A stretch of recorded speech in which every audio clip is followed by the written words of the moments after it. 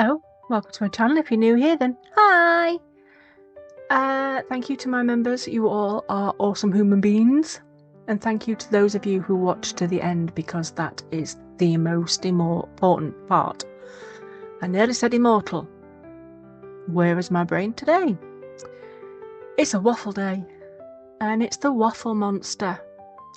Thank you, Jonny, from Jonny DarkArtCreatorium. Sorry, can't say it. I do apologise.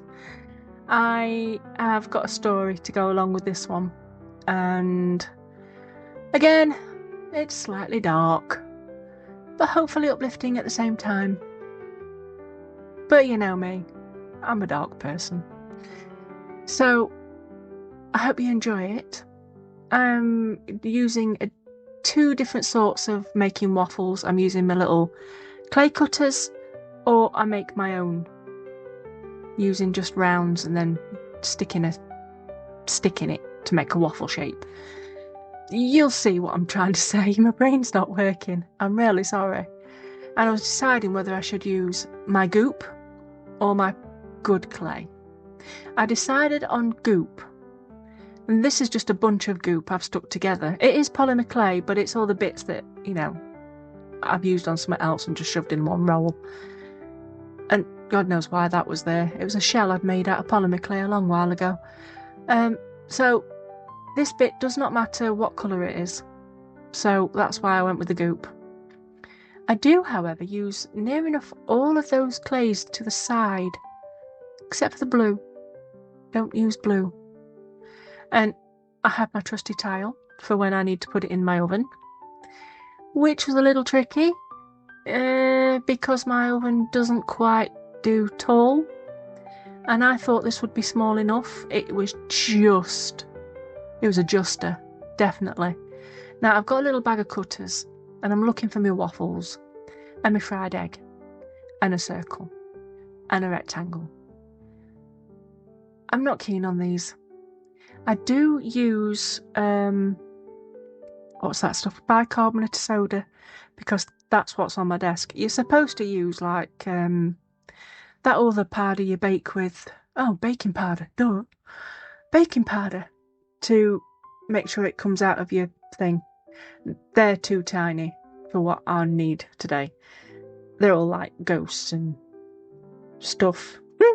I've even got some Nightmare Before Christmas ones. They're very cute, but I can see me having issues with those too. I'm too heavy-handed, so I press down really hard. Then it all gets stuck. Even with the bicarb. And I've had to redeem myself because, wow, Thursday's video for me was an absolute nightmare. Now this is a nightmare, but it's cool. I like this one. I got totally lost in doing this. I enjoyed every little bit of it. Even the software crashing on me. Again. Oh, that is driving me nuts. But I salvaged. It was only through painting, so I could easily fast forward any bits of painting and, well, do some more painting and fast forward that bit. This is going to be the base for the waffle. She is a she. I say I in the story a lot. It is basically me. But all the other little demons in there are also me. I'm a complex human being. But I bet a lot of people resonate with the demons in there. And this is her demon. The human turning into the waffle monster. It'll all be explained in the story. I hope you like the story. As soon as Jonny said waffle monster, that night I was like, that's it. My fingers were on fire. And I tend to write what's in my head. I just blurb it all out.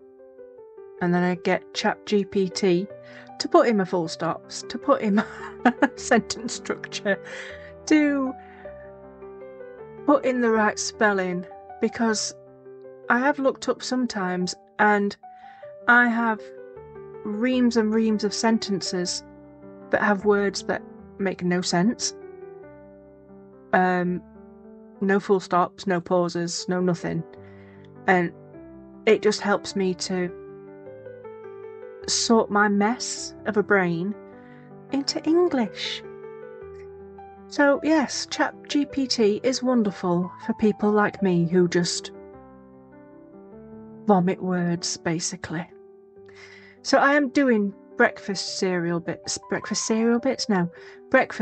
like fried eggs, sausages, bacon. There will be syrup. There will be lots of syrup. I'm putting bananas on. I was going to put banana slices on, but they turned out to be really small. Really, really small. There's cream, there's chocolate, there's berries. It depends on what kind of pancakes, waffles you like. So, strap in for the story. If it upsets you, I'm really sorry. I don't mean it to. Listen right to the end, because it does kind of get better. Yeah, it explains things a little. I'm waffling even more now, and I'm so sorry. But anyway, enjoy the rest of this waffle, and here comes the story. Fall into silence. I didn't realise the silence was swallowing me until it had teeth. For a long time I thought it was simply becoming quieter. A small correction, really. I'd been told my whole life that I talked too much. Teachers teased me for waffling. Co-workers sighed when I rambled. Friends sometimes smiled politely while their eyes drifted somewhere else. And every time I shared too much, every time I let a thought slip out that wasn't perfectly formed or perfectly safe, I felt that heat creep up my neck, embarrassment blooming like a bruise. So I decided to stop. I decided to be quiet. I folded myself inward, sealed my mouth shut, and tried to exist in a tidy little box where no one would ever have to hear me again. But silence has layers. At first it felt peaceful, like sinking into a warm bath, but soon the water cooled, thickened, darkened. My thoughts didn't disappear. They only lost their escape route. They rebounded off the walls inside my skull, getting sharper, louder, more frantic, like trapped birds slamming themselves against glass. Why did you say that? Why did you open your mouth? Why are you like this? Stop talking. Stop thinking. Stop being. The silence outside me became deafening. The noise inside me became unbearable. And one night, I fell. I remember stumbling toward my bed, exhausted from the weight of my own mind. I remember closing my eyes, begging for rest. And then the floor wasn't there anymore. My stomach flipped. A cold wind tore past my face. I couldn't scream. I didn't allow myself that luxury. But inside my head, the thought shrieked with all the panic I refused to show. Down, down, down, until everything stopped. The abyss. I opened my eyes to see a world of shadows and dust. Above me was a swirling spiral of darkness, like a storm cloud folding in on itself, endlessly turning. Wisps of light clung to its edges, stretching like torn fabric. The abyss, my mind whispered. Not metaphorically, not poetic. The real thing. The ground beneath me was soft and uneven, like an old carpet soaked with rain. A faint mist clung to my legs. The air tasted metallic and cold, and with a hint of old sugar, like someone had burnt candy. When I tried to stand, my knees buckled. My legs didn't feel like legs. My hands didn't feel like hands. I looked down and screamed. but only on the inside. My body was a tower of misshapen waffles, stacked unevenly, fused together with sticky syrup, dripping with melted cream, dotted with berries that pulsed faintly like bruised hearts. Some waffles were warm and golden, steaming softly. Others were soggy, turning green at the edges, collapsing in on themselves. I smelt of butter, sugar, and something rotten hidden behind the sweetness. A monster. I had become the thing I'd always accused myself of being. And in the silence of the strange world, my mind finally answered back. See, this is what you get. You try to silence me, and I look at you. You become what you fear. You become what you call yourself, a monster. I crumbled literally, crumbs dropping from my arms as I shook with sobs I could not make a sound for. Hours passed, or maybe minutes. Time in the abyss felt sticky and slow. When the grief finally simmered to a shaky ache, I looked around. The land stretched endlessly, dim, grey and damp. Bushes sagged under their own weight, dripping with condensation. Trees loomed with knotted bark that curled like clenched fists. The sky was forever twilight. But I wasn't alone. Creatures of the Lost. They appeared gradually, emerging from shadows like shy animals or bold nightmares. Creatures of every shape and size wandered the landscape, each one a strange reflection of a human flaw, a fear, a burden left unspoken. The loud ones? They were the first group, moved in a noisy cluster. Their bodies were made of clangs and echoes, metal pots for heads, bells for fingers, drums for torsos. Every step they took rang out like an alarm. Their voices were blasts of sound that shook the mist around them. They shouted everything, every thought, every feeling. Their demons were the fear of not being heard. Their punishment was never being able to be quiet. But the more they screamed, the more their bodies cracked, splintering loudly at every movement. They were losing their battles, drowning in their own noises. I reached out to touch one gently, to ask if they were okay, but my hand passed through a vibrating wall of sound. They couldn't see me, couldn't hear me, and couldn't feel me. The small ones. They hid under the dark, dripping bushes were tiny creatures the size of field mice. But they weren't mice, they were shadows folding into themselves. Trembling bundles of jittering shapes with eyes like dim lanterns. They shivered constantly, whispering apologies I couldn't hear, but could somehow feel, like soft pricks of guilt against my skin. Their demons were fear of attention. Their punishment was becoming unnoticeable. Every time I tried to get close, they darted away, shrinking smaller and smaller, until they vanished like dust. They were losing too, disappearing entirely, fading into the soil.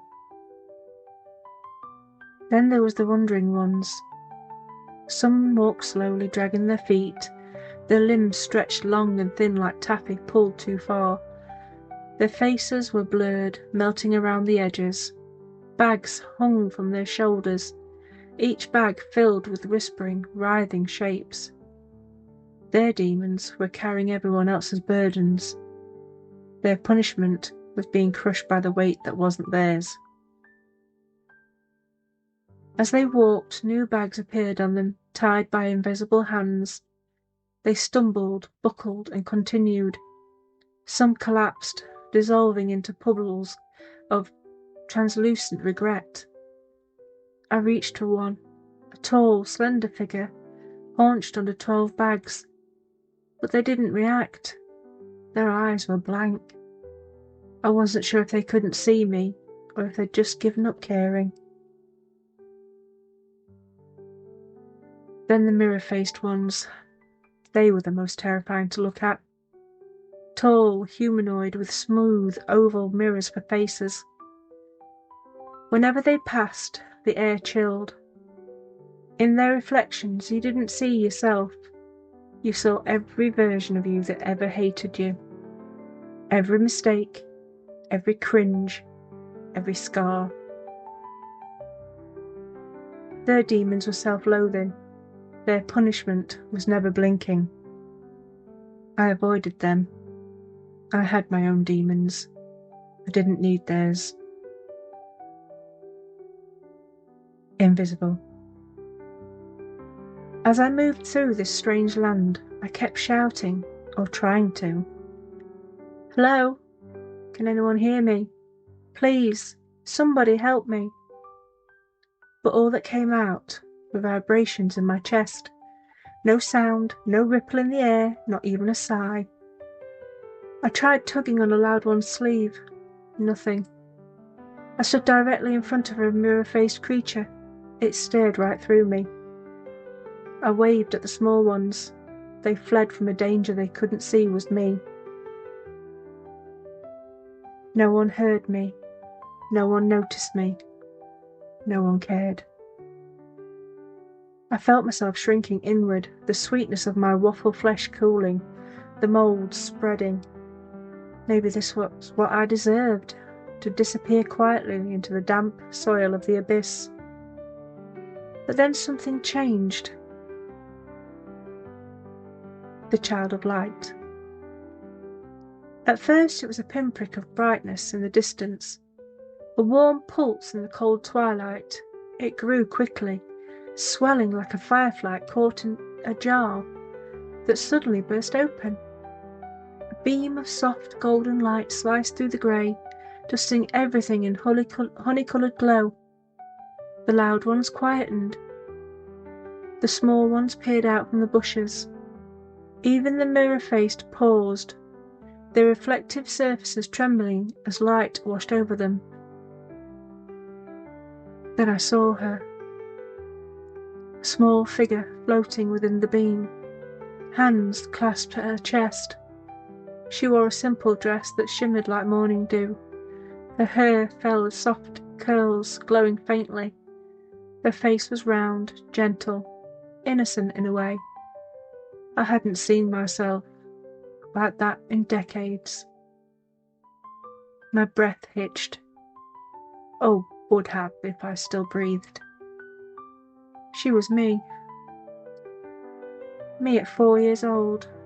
Before the doubts, before the shame, before the world taught me to swallow my voice and call it maturity. The child drifted toward me until her feet, her bare feet, brushed the ground. She smiled, a pure knowing smile, and held out her hand. I reached out instinctively, waffle fingers trembling. The moment she touched my hand, and my hand touched hers, warmth surged through me, not heat, safety. And when she spoke, her voice was soft but powerful enough to echo through the entire abyss.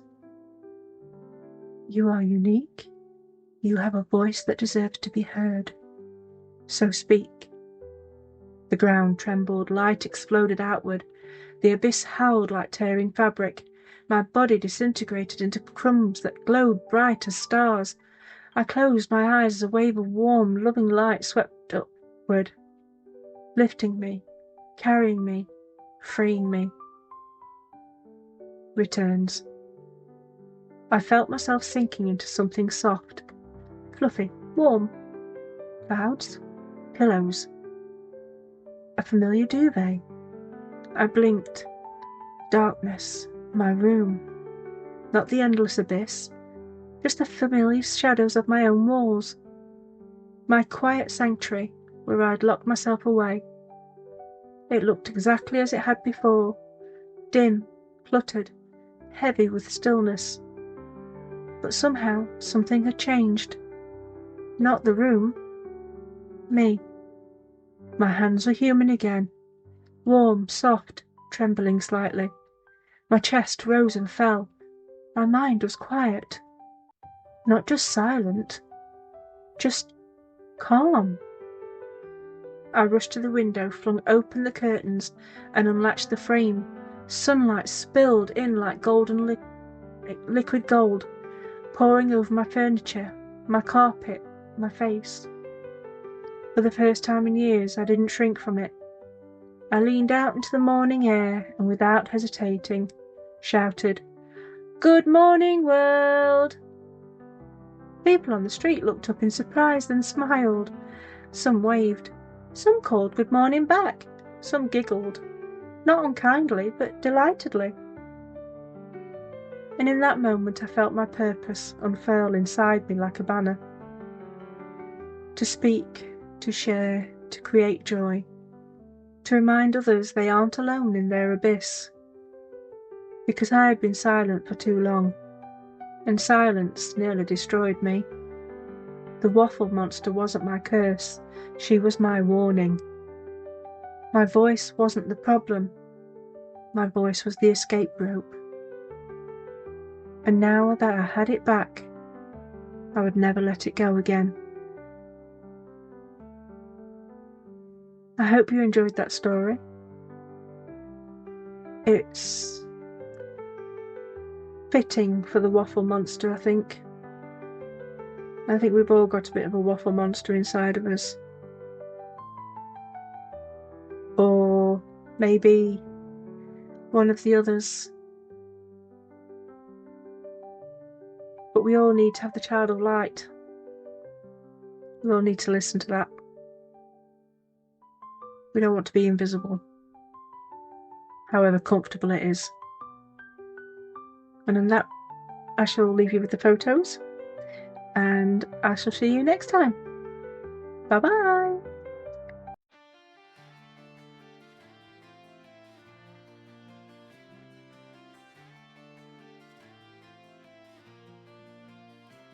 In a world of shadows, light does